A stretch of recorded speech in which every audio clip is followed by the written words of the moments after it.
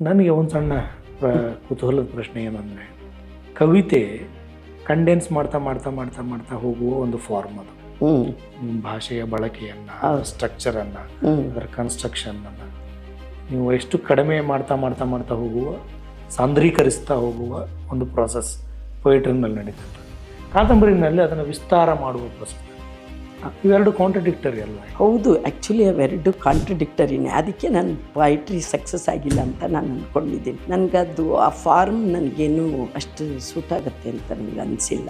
ನಾನು ಬರೆದಿದ್ದು ಪೊಯಿಟ್ರಿ 2 ಕವನ ಸಂಕಲನ ಬಂದಿದೆ.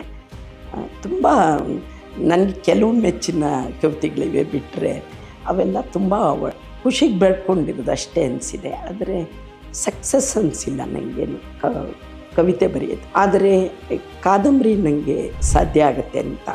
ಆದರೆ ಅದಕ್ಕೆ ನಾನು ತುಂಬ ಮಂಥನ ಮಾಡ್ತೀನಿ. ನನಗೆ ಒಂದು ಸರಿ ಯೋಚನೆ ಮಾಡೋಕ್ಕೆ ಶುರು ಆದರೆ ವಸ್ತು ತಕ್ಷಣಕ್ಕೆ ಬರೆಯೋಕ್ಕೆ ಬರಲ್ಲ ನನಗೆ.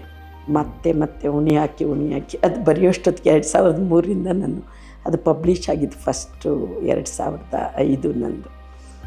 ಆಮೇಲೆ ನೋಡಿ 2000 ದ್ವಿತ್ವ ಕಾದಂಬರಿ 2005 ಆದಮೇಲೆ ನಾನು ವಿಮೆನ್ಸ್ ಯೂನಿವರ್ಸಿಟಿಗೆ ಹೋಗಿದ್ದಕ್ಕೆ ಅಲ್ಲಿ ಈ ಥರ ಬರೆಯೋಕ್ಕೆಲ್ಲ ನನಗೆ ಟೈಮು ಸಾಕಾಗಲಿಲ್ಲ. ಏಕೆಂದರೆ ಅಲ್ಲಿ ಹೋದಾಗಿಂದ ನಾನು ಒಂದಲ್ಲ ಒಂದು ಆಡಳಿತಾತ್ಮಕದ ಕೆಲಸದಲ್ಲೇ ಇದ್ದೀನಿ. ನಾನು NSS ಕೋಆರ್ಡಿನೇಟ್ರ್ ಇದ್ದೆ.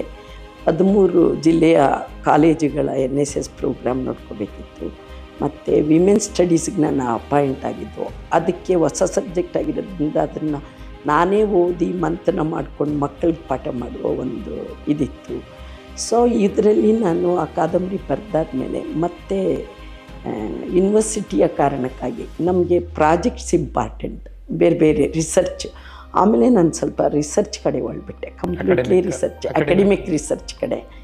ಸೊ ಹಾಗಾಗಿ ಮತ್ತೆ ನಾನು ಬರೆದಿದ್ದು ಭರತಕಲ್ಪ 2018, ಅದು ಪಬ್ಲಿಷ್ ಆಗಿದ್ದು ಇನ್ನೂ ಲೇಟು, 23.